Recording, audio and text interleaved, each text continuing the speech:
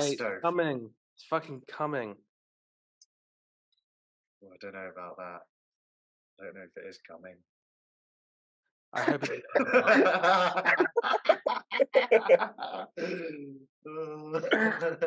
Oh god. Nice. We look at last week's fundamentals. Yeah, let's go through those. We had CPI. CPI came in lower at 5.5. And I wouldn't predict it. We got stagnant on the core CPI month on month.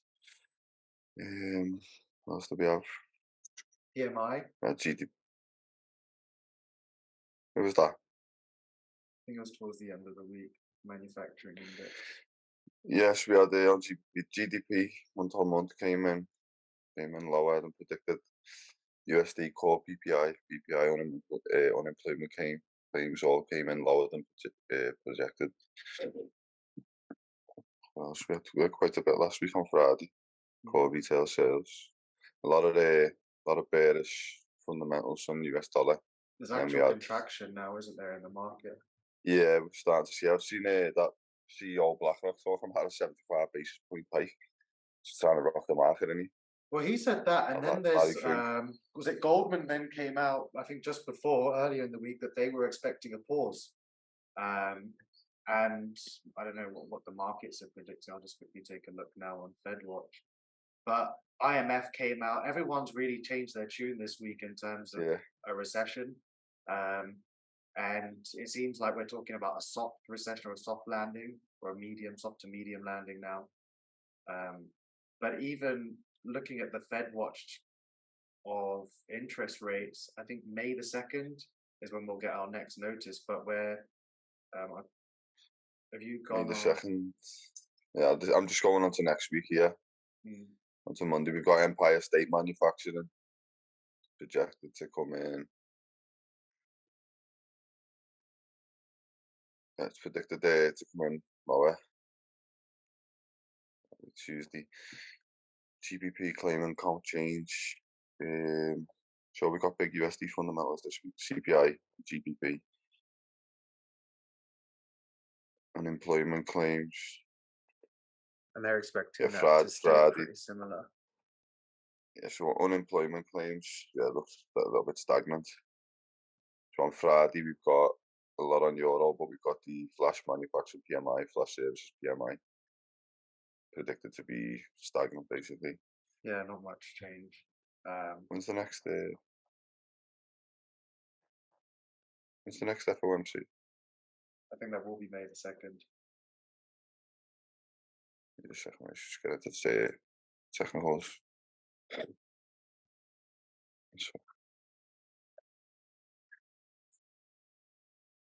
Well, they're predicting another 25 to 50 basis points.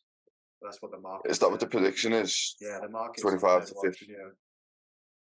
What's that Larry Fink chatting 75 basis points? Actually, trying to just well, what Larry Fink is saying is essentially what is the target. So I think the Fed came out a while ago and said they want interest rates at 5.5. What are they at now? They're at 4.75 to 5 now. So it would be more in line. So him saying 75 basis points would take us to that 5.5. And that doesn't mean we're going to take a straight 75 basis point hit in June. More than likely, and it's going to be on a case-by-case basis. And as the data comes in, is that on the lead up to that, we'll probably see some change. And I think now we're starting to see contraction in the market. It might be an idea to either keep between 25 and 50 basis points is really not going to make a difference. A freeze and a pause on basis point hikes will literally send the markets flying. So, yes. And I do think that could be the case, is that by June we get this pause on interest rate hikes. And the weird thing is, if we look at what the market's been saying is one thing, but we look at what let's say our paid government spokespeople like Warren Buffett, even Warren Buffett's come out and said two contradictory statements. One is that the issues, what exists today is the stupidity of effectively the banking system. And I'm just paraphrasing there. Like I'll send you what he actually said later on. And then he had what was effectively, I guess, a paid government role where he said that everyone's deposits will be safe. And this is to prevent a bank run. And they're trying to do everything possible now to ensure that that bank run doesn't happen. But if it does happen, there's only one tool at their disposal. And I think if we, like, I'm not sure if you guys remember a few months ago, and they said that they have the tools, so they'll keep increasing rates until something breaks because they have the tools to fix it if something breaks. Now, those that were on the history of central banking course, like we went into what those tools are, and in extreme circumstances, only three tools that you use. It's QT, QE, and forward forward selling, which is exactly what's going on at the moment. So their only tool that they'll do is to print money. So we feed into the double dip inflation narrative, where okay, we will get the markets to fly up for a bit, but it's a short term movement where this does turn into a much higher, harder landing. So I don't personally think like my bullish scenario isn't in play at all. There is no bullish scenario right now. I think it's still very bearish, especially as the media's now switched that way. Yeah, definitely. So, how long would you say with the until we go back into QT? What would be your predictions? Yeah, I reckon we'll have a pause in June, and I believe this is where we'll see a bit more momentum into the markets. But there still needs to be rate hikes. So we'll have a pause in June. That will be to evaluate and see because I personally don't think that the interest rate hikes between the quarter basis that they're done, that there's enough data being collected in that quarter to make a firm decision on what interest rates should do. And this is a balancing act. We've done a hell of a lot of QT. We've had rate increases that have been far above any other rate increase from any government and even the US. So we do need to kind of pull back, recover, assess the situation. And I think a pause would probably be the right decision there. But like you're seeing there, like we're holding a very strong support on the dollar index. That's what I was thinking. We're going to see consolidation in this range then until what, June, do you think? Yeah, I think look, if we'll bounce between 101 and 104 on that monthly range. Yeah, that's what I'm looking at now. So obviously we've got this head and shoulders pattern played out. And it hasn't played out. Well, yeah, like I say, we're just at the neckline now. So price is just sitting above the neckline for this month. We got 12 days left on this monthly candle. As you go down into the weekly, we're still holding this area of support, which also is the neckline. I see price coming up to at least retest this area of consolidation, which has been, yeah, but like I say, it's going to be trading in this range, aren't we, until June? Do you think? Yeah, it's a big range, but so we're on the daily time frame there, and you can see we just bought up a hell of a lot of good. Have you not put a resistance line there at 101? It's a higher 101. Sorry, down to the daily.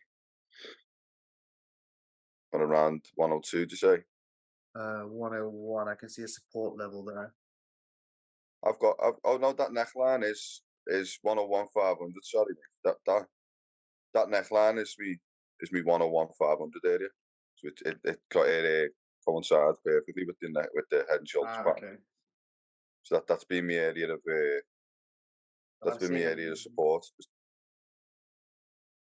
The 101 area. Well. Yeah, 101 exactly. You see that there where the wicks are? Yeah. So 101. I don't know what time. I think that's a daily time frame. Support there.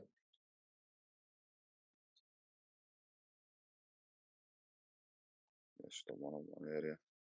Yeah, like you say, we got obviously closed back above that 101,500 area, so I can see price trading within this range. If we do get that what we mentioned on the last call, if we do get that break below 101,500, which is also the neckline of this head and shoulders, and then we get a retest of it, we're into that free fall territory, aren't we, on the monthly?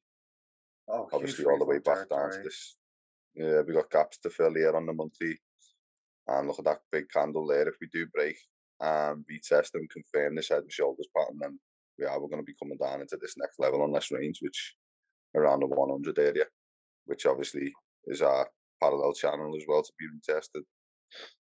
Yeah, so as long as we hold this, and look at what might happen by June is that we get this pause, and we start to see the dollar lose some value, and that's when those price gaps start to fill.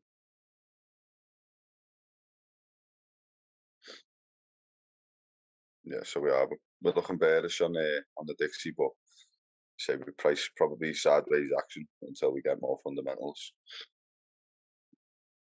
But yeah, that's what paying attention to that head and shoulders pattern being confirmed. And should we check out gold? Let's go Let's S&P check out actually. gold. Yeah, I've been starting to get into this session for you a bit. Have you been Obviously, trading it as an asset? I did, but I still don't understand the lot sizes. So obviously, I put 1.5 lot trade on the other day. Played out sound, but I couldn't understand why it had been stopped out. I've got my long too off. It was just a difference between this and the broker price. Obviously, I hadn't been stopped out. I've just gone at because the lot sizes are a lot different on indices, aren't they? I'm still trying to figure that one out.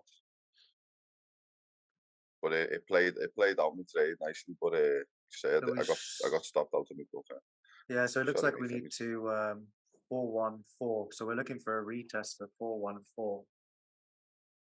Yeah, If we so that's obviously the retest of 41440, and then we're looking on trading in that range. So sorry, let me go back. So you oh, say on that's the not monthly holding, we that's broke going above all down. that. Is that See what I'm looking at? I'm looking at obviously I've been looking at this 4140 range and the 4160. So obviously we've closed out with that big bullish engulfer. Prices come back to this daily structure point and retested this daily structure point with that big wick. Obviously what I've been looking at is the 414 area holding as support. So if we go down into the 1 hour, we've been consolidating, holding the 4141 as support on this. It's been acting as resistance, and then now it's acting as support. We broke down, retested the daily structure point with this nice clean move down to the downside.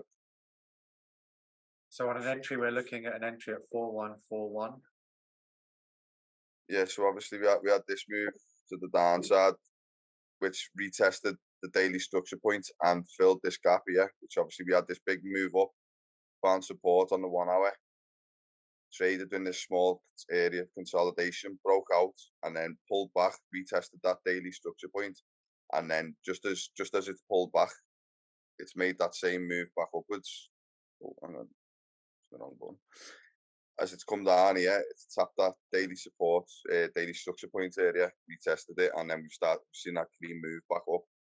And you can see Dipped that back volume there, to them like there's a zones. lot of supply and demand in those areas just by the volume candle there. Yeah, and like I say, it's pulled down, retested this area, pulled back up at this level of resistance on the 1 hour. So, like I say, I see price opening up. If we can open up here, pull back into the 4140 range. If price can establish support here, then I see it at least coming back up into the 4160, which it's not a massive move, but I see price trading in this range if we can break out above that range. So if we take 4141 as our level, so if we can hold a confirmation above that on the next 4 hour candle, or next daily candle, sorry, then we should see I'd want to see. 4160. And if we don't hold 4141, then we're going to see, looking at this chart, we'll go back down to that daily structure point, and I doubt we'll see the same level of buy liquidity at that level. No, we're going to see that sideways. We're going to see that sideways action on S&P, aren't we? If the Dixie plays out like we said. Yeah. And then obviously if we do go into that free fall territory, then we're going to see a big bullish move. But they say I'd like to see these areas. Yeah, I'd like to see this area break and hold as support if we were to go bullish, but I don't see that happening yet. I see a pullback and a trade within that range, like you say, there back down to that daily support, daily structure point, which has been holding the support. We have a bullish on S&P, like we're going to gold. Gold almost at 2K.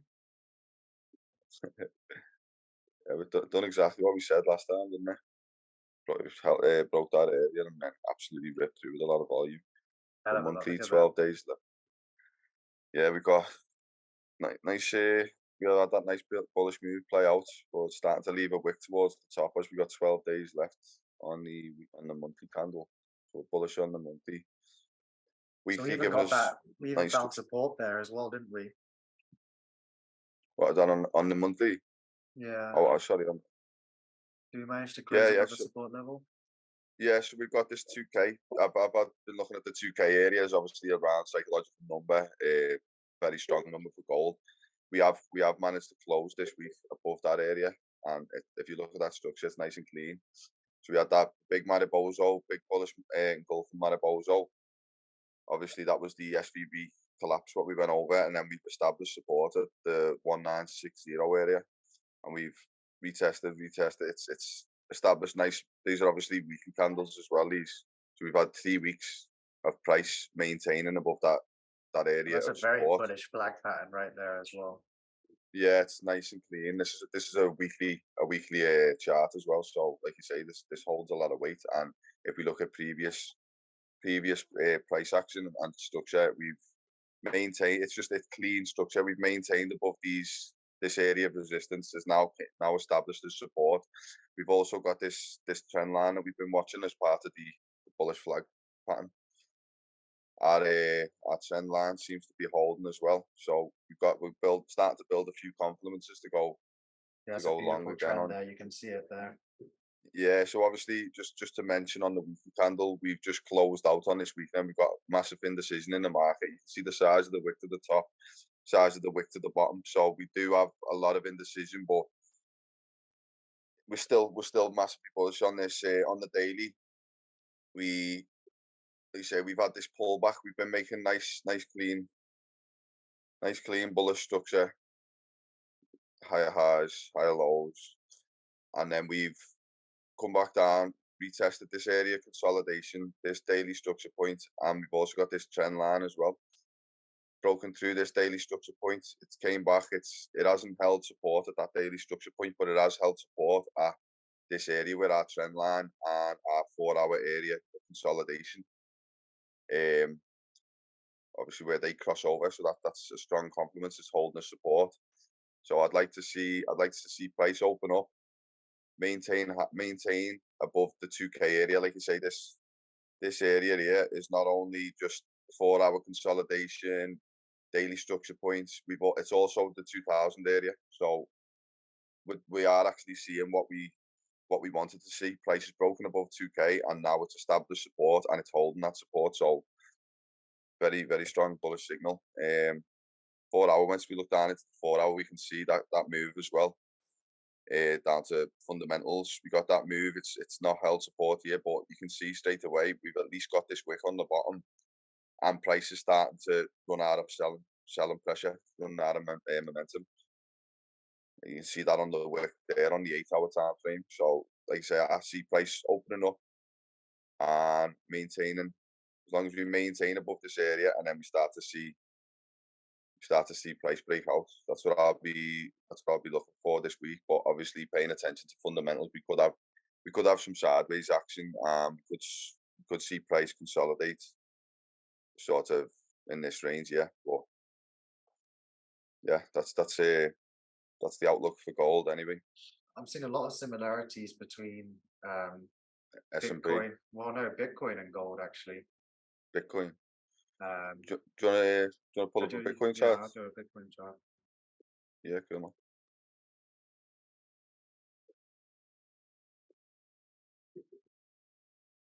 Yeah, I shared this in the group earlier. So my bearish, I do believe we're still going to see a possible another low on BTC, but one of the things that was to notice here, especially on the higher weekly time frames, is that is your oh, screen sharing, is it? am I not sharing? Sorry. It says that you started screen sharing, but there's not.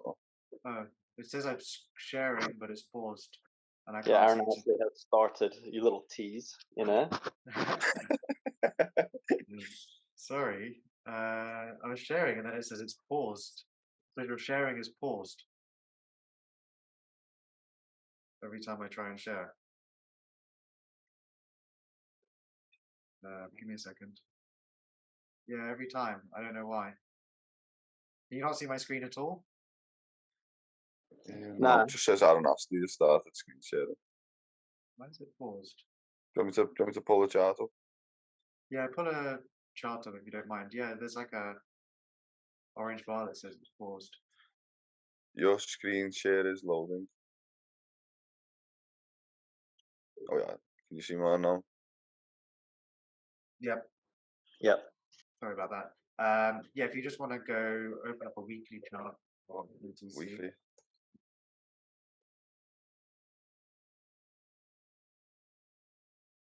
Yeah, perfect. Okay, so if we base it on the weekly chart here, maybe we'll let me check a monthly now.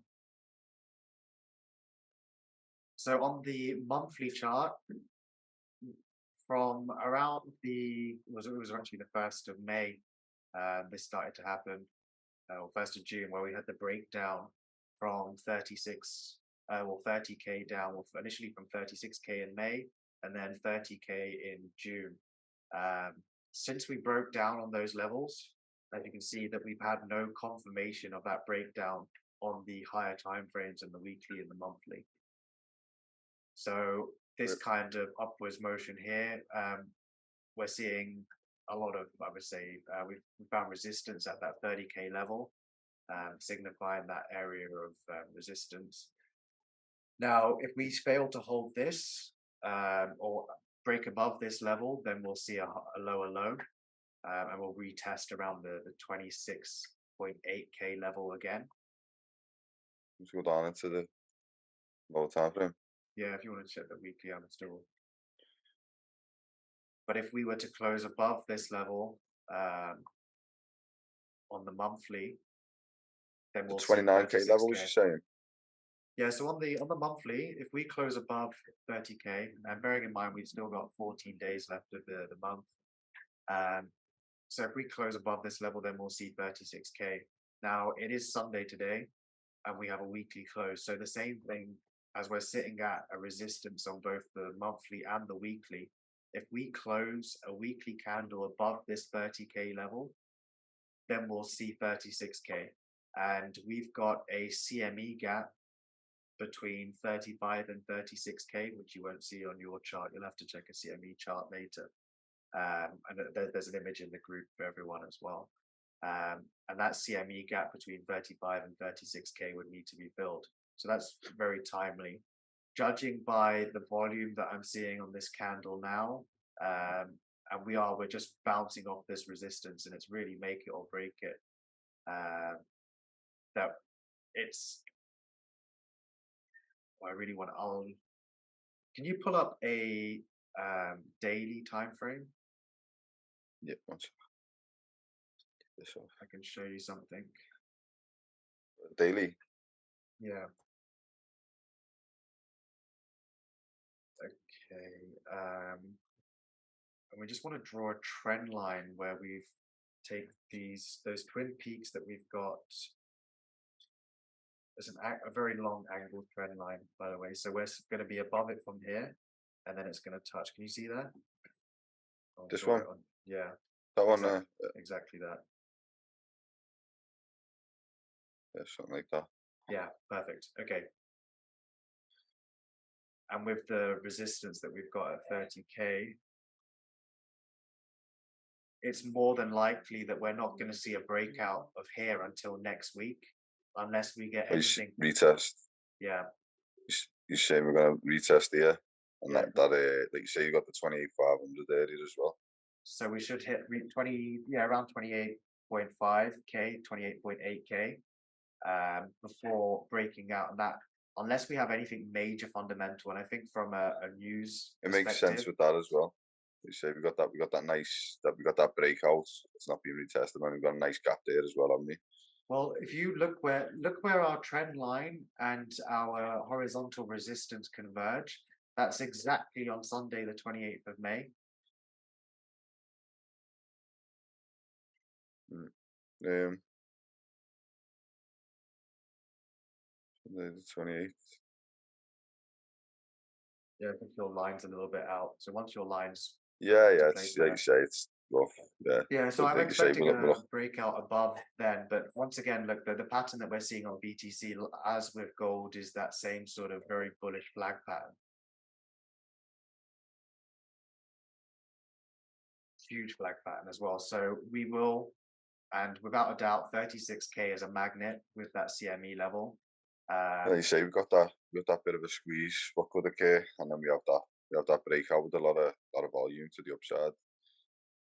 Exactly. And look, I think what we'll need to do is we haven't had any healthy pullbacks yet. So this rally in itself, I wouldn't say has been the most organic. So I am expecting some pullbacks to some lower levels. I'd like to see us back down at 26.8, but I personally don't feel that that's going to happen until we hit the 36k level. Yes, like you say, 25k needs to be retested as well. But like you say, same with gold now, isn't it? We are getting pullbacks, Yeah, but so not big 24.2 ones. hasn't been retested on a higher time frame.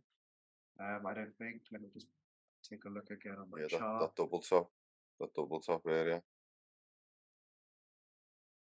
Yeah, so we just want to get those healthier pullbacks, and I think on a much higher time frame, we're looking at around 24.2k as a major buy area.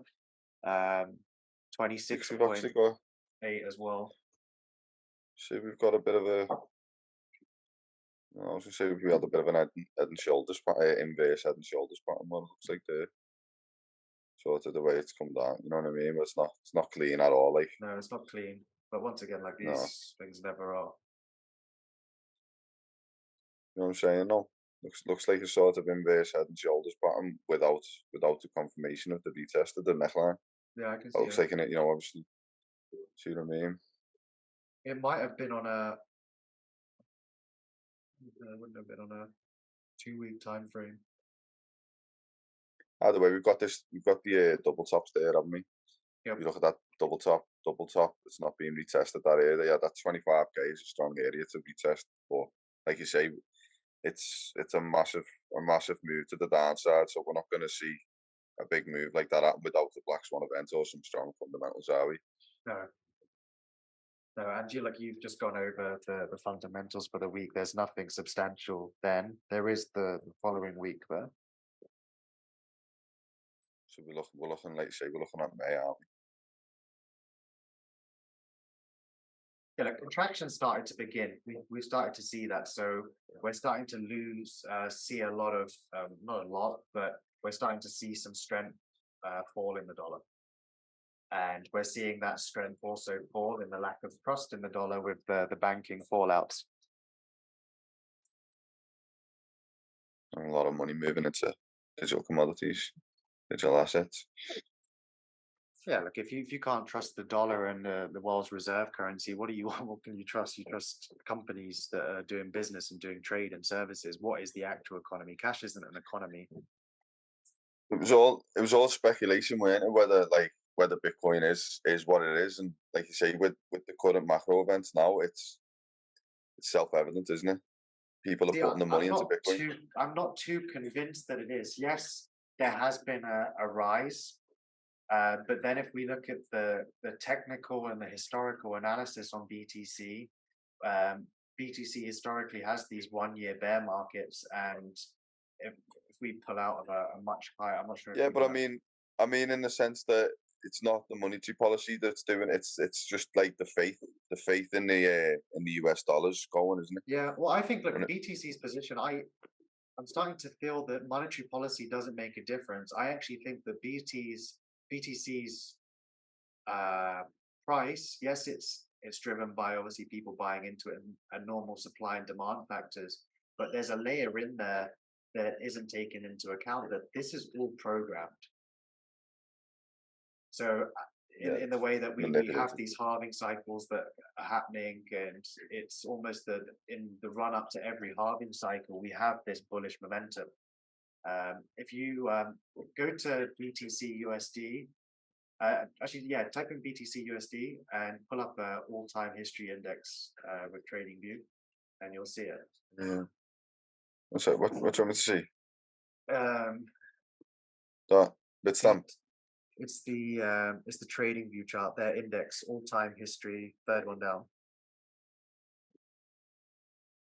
Weekly chart, Sure, pull definitely. out all the way.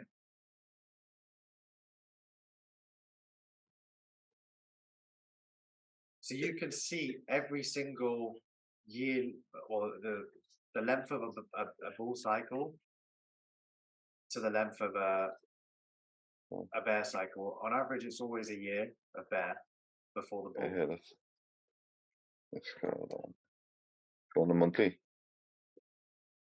Yeah, and on the monthly, you can see it. A very, I guess, a chart pattern that exists across all of them, which is this huge climb with the red.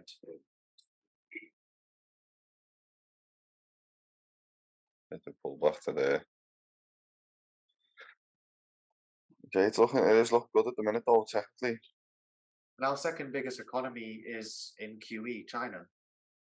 Granted, China's monetary policy does differ to the US. It's not as transparent, and there is manipulation, but they're having to stimulate their economy. And the East, this is where everything just feels like a stimulation, because the world needs to be in this kind of equilibrium. So as the West is in QT, the East is in QE. So the next bull run, as they said, would start in the East, and I think what we're seeing is now the next BTC bull run. So as I said, anything under 30k was a solid buy price, and if you weren't accumulating there, it's really shame on you. So if you look on the weekly though, it does still look like, I don't know, we're coming up to retest this massive area of resistance and Yeah. support. Well, what was previous support, we're definitely coming to retest it on a higher time frame, like you're saying. So I don't think we're out the woods yet, are we? I don't think we're out of the woods. I think what would invalidate me would be if we break 36k. Yeah, if we Because break up, yeah. the break of 36k would be the final break, the final resistance that we needed to effectively reclaim as a resistance in order to get our confirmation. 36, so.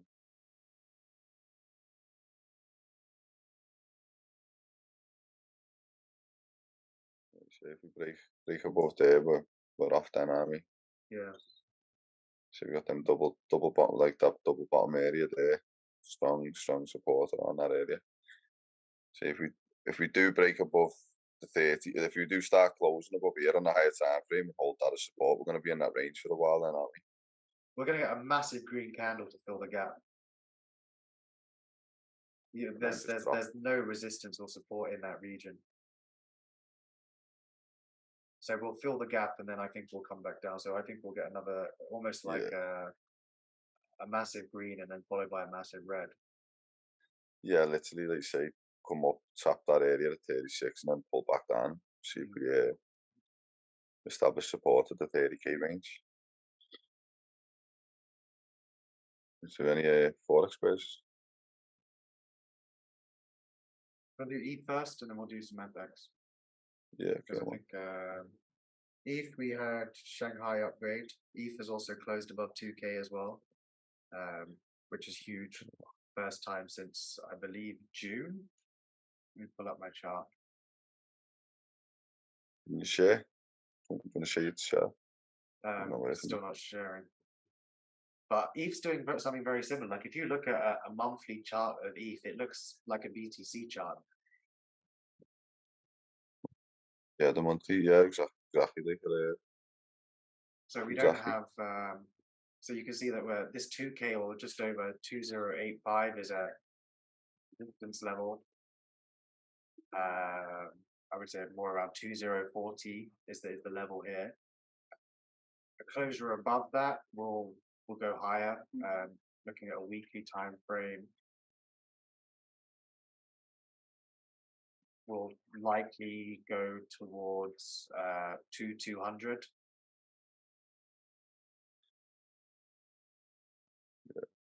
Weekly, on the and weekly. yeah, and then Eve's got a lot of supply and demand between 2 and 3K now, so it's going to be like stop start essentially between sort of 2.2K to 2.5K on that break. Yes, if we What's break up over interesting, here and close, we're looking on yeah, that range, are we? and we're sitting at this major resistance now at the 2K level. We've had Shanghai upgrade, so those that aren't aware what Shanghai upgrade is there was a lot of staked ETH that's been in a locked contract for a few years, and when that ETH was staked, I think ETH was around $6,000 in it was around December. Was it December when that was staked? It was at one of its highs anyway that it was staked. So people have now got access to that staked ETH, have the ability to withdraw it, also have the ability to sell it. There is a huge amount of withdrawals. There's no signal, I would say, that those withdrawals are indicating towards a sell-off. It could be that they're now able to gain access to utilities on their ETH that they weren't able to do while Ethereum was staked. So I think based on this weekly close here, I don't see that we'll get the volume. I think we'll likely retest our lower level at around 1.8. That's also tied in with all the liquid staking stuff that's going on, because now it's all been released, and instead of people dumping it, now it's like, hey, they can do like this really flexible thing with Lido where they can hold a decent amount in without having to lock it up for another 2 years. Exactly. So you can liquid. That's exactly what I mean. So you're using liquid staking, so you're not. You can use and monetize your ETH in several different places and areas. Exactly. And liquid Because like staking now you can really just park. changes the game. Exactly. Because now you can park it, and then you can literally stake it in something else and gain an extra 3% somewhere else. I got once very carried away with that. Just liquid staking across the DeFi was. Oh, dude, becomes a dangerous game. Yeah, that's the farmer in me, right? Trying to trace it all back afterwards in the chain. Yeah, trying to go backwards is annoying. But like ETH's looking strong. I don't see anyone that was willing to lock their ETH up for that long, I would say had a lot of trust and faith in the project. Yeah. I mean, so, and that's, they had to start, they had to stake about a minimum of 32 ETH. So back then it wasn't it's a lot. like anything where it is now. Yeah. It's not like a Mt. Gox situation where there could be some retail investors that are in that pool of the depositors. But now everything for Ethereum is now on scalability, and I actually think they might be a little bit behind right now. Is that if they're not getting the scalability in place in what looks like and what could be a potential bull run in crypto, and I think at the Ethereum Foundation summit that just happened, Vitalik stressed this as well, is that Ethereum will get left behind essentially if they don't fix the scaling issues and people are still paying $500 for gas. Like Shanghai does reduce it. It just kills it. But like Shanghai does solve a lot of the issues. Obviously, we've got Arbiter and we've got the ZKs now that have changed the game. But scaling is the key right now.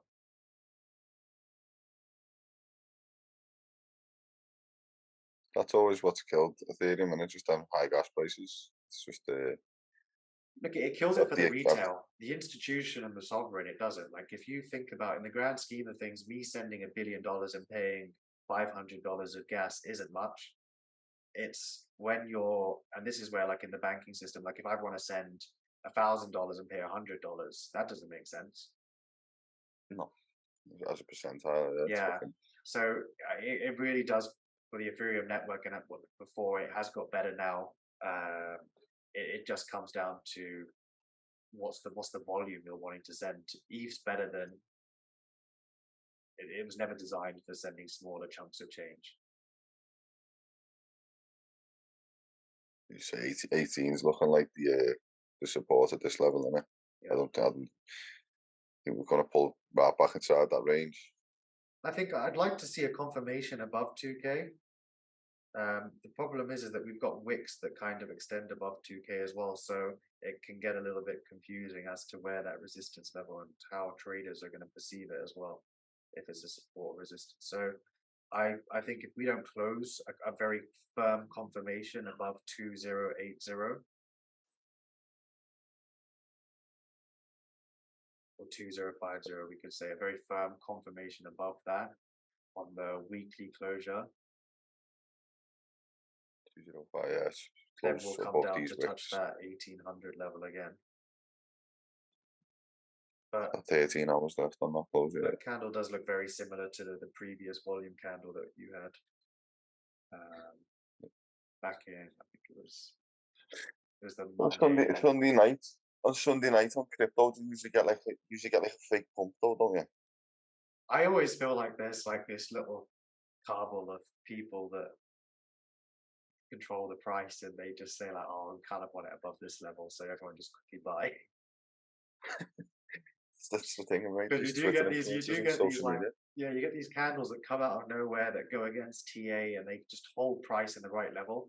And I'm not kidding. Like, I've actually made trades based on believing in this secret cabal that holds the BTC price at the right level.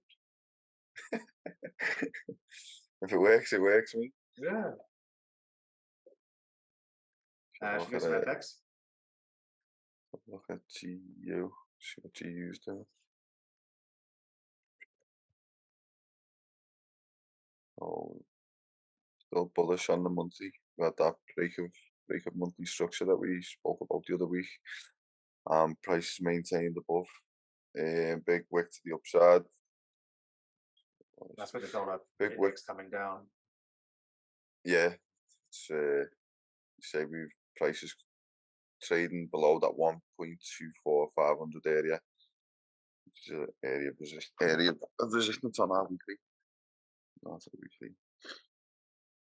Yeah, so they say we broke above that 1.24500 area. Just call it 1.245. We broke above that. The last 2 weeks we broke above, pulled back inside, left a big wick, come back down. We've nearly retested that monthly structure point.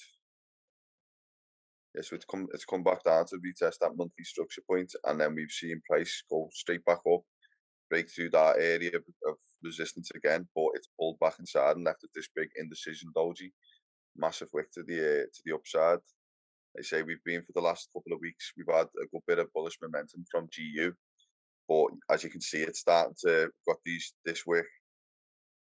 It's starting to slow down, and now we've got the indecision doji with the big wick to the upside as well. So that's telling me that price wants to pull back and grab liquidity.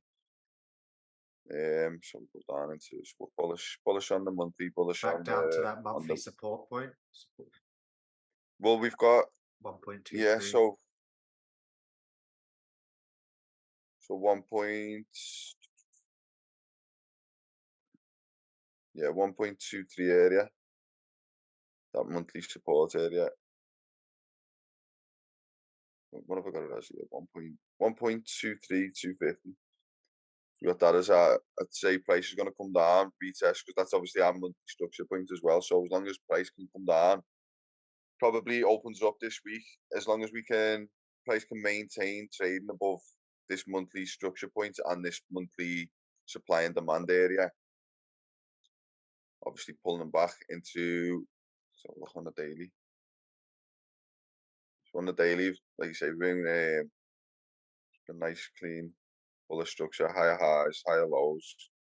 We maintain this area on the daily time frame was the daily structure point. Price pulled all the way back to retest this daily structure point, left a nice big wick, and then straight back up and broke through this daily structure point. Price couldn't hold support at that daily structure point, pulled back. So we're still bullish. This could just be a complex pullback. So obviously we've not held this higher high, we haven't formed a new higher low, this previous higher high, but price hasn't been able to break below this previous higher low. So at the minute we're seeing an M formation, which it's looking like this is just a complex pullback. So we want to see if price can maintain support above the 1.24 area. If not, like you say, price more than likely, the probability is that it's going to come down and retest this monthly structure, point, and this monthly supply and demand area. So I'd like to see price maintain support above that area and then break to the upside. So highest probabilities would be if price maintains support, trades within this range, and then we start to see these areas start to break and then hold the support. Then we could get in on a long on the third leg extension from that area. So yeah, I'll be waiting to take longs on GU around that area. So yeah, I see a retest of the monthly structure and supply and demand area at around 1.23 to take longs, or the break of 1.25 would be a higher probability if all of this area has been cleared. Yeah, that's pretty much it for GU. Should we have a look at GJ?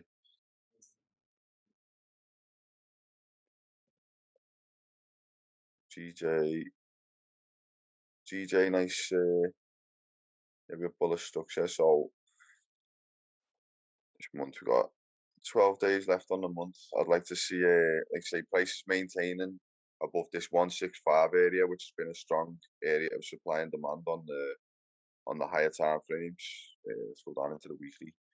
If we look in the weekly at this 165 area, it's held as resistance, support, resistance, held as support again, yeah, support, ripped through, came back, retested, left a big wick, went down. So we can already see just off the weekly time frame that 165 area is a very significant area, and price is broken above and it's closed way above that area this week.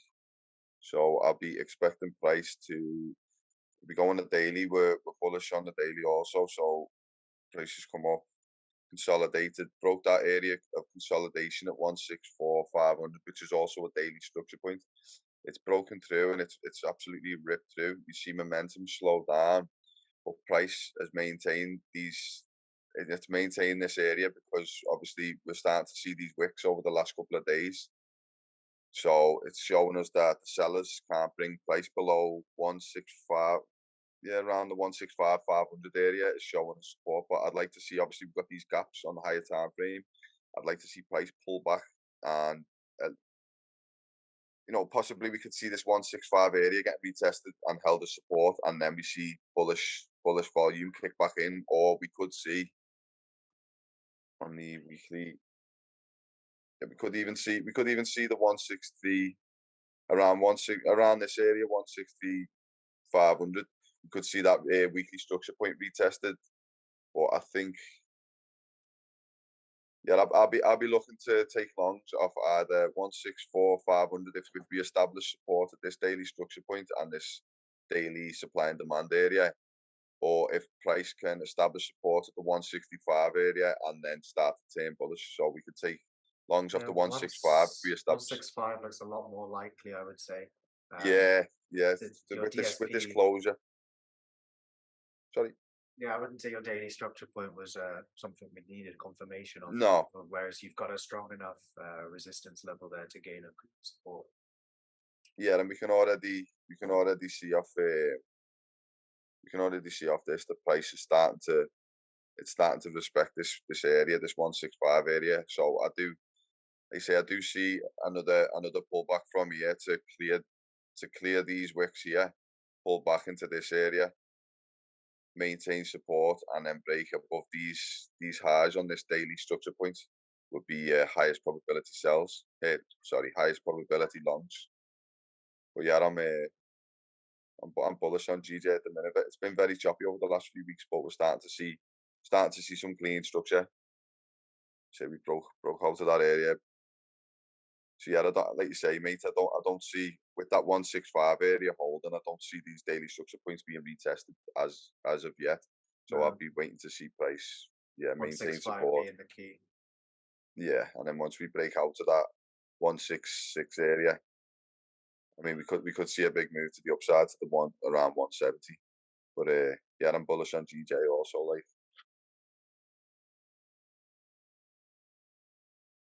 Cool. Yeah. What else? Are you trading any other assets? No, I'm trying to, like I say, I've been just focusing on gold and GJ and GU, but I've started to branch out into, like I say, into indices. I need to fully understand the S&P. Like I say, I put a 1.5 lot trade on S&P, and I think I got stopped out